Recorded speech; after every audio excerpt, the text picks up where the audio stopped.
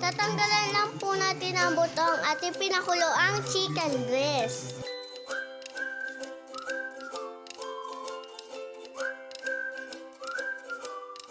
Okay lang po kahit medyo hilaw. Ipiprito din naman po natin mamaya. I-cut nyo lang po sa gusto nyo size.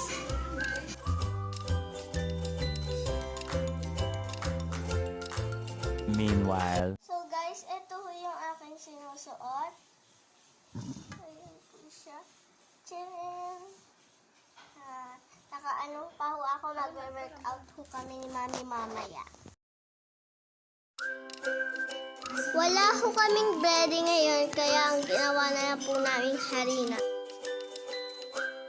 4 na kutsara po ang ginamit namin.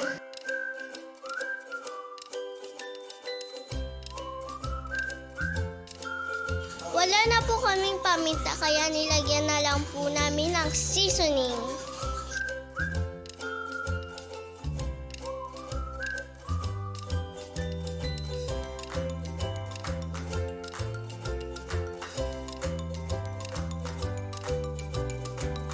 Guys, kukuha po tayo ng water.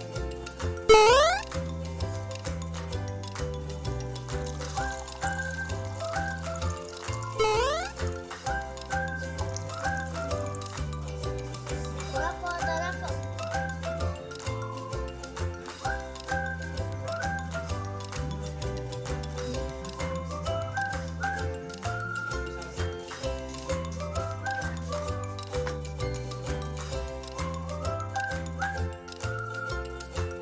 So guys, lagyan po natin ng tubig hanggang lumapot.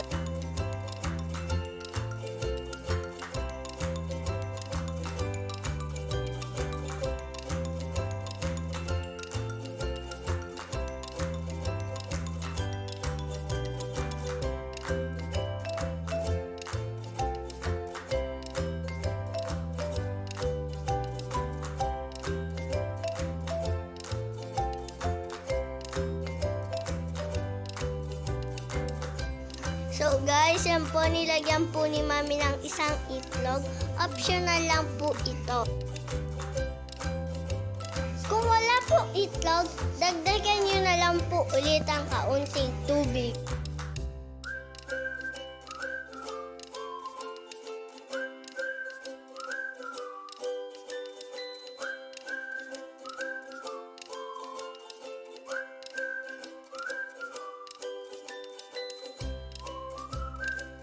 Lagay na po natin ang chicken sa mixture.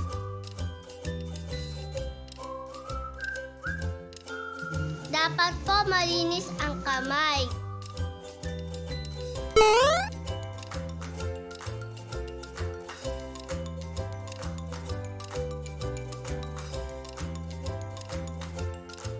I-coat lang po natin lahat ng chicken and set aside.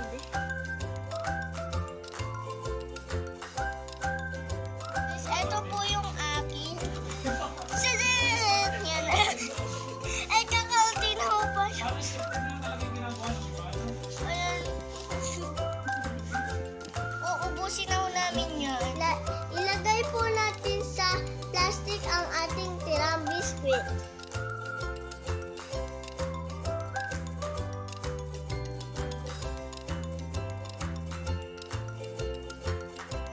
Durugin lang po natin ang mga biscuit sa plastic.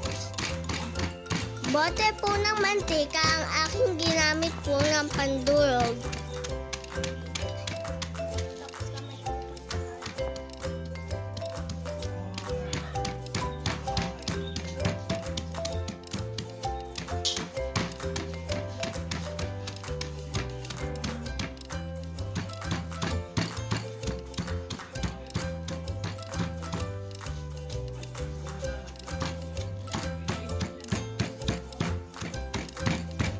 So guys, ito po ang aking gagamitin na breadcrumbs.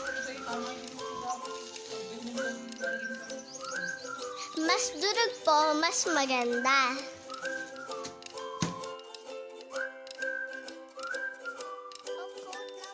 Ika-coat na po natin ang ating chicken.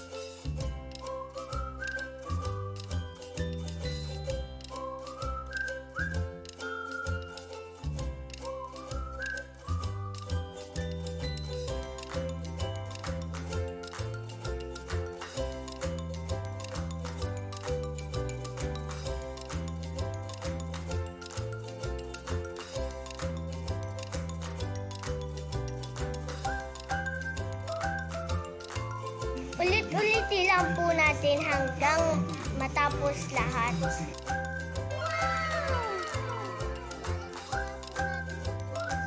Ilalagay lang po natin sa freezer for 20 to 30 minutes. Pwede din pong overnight.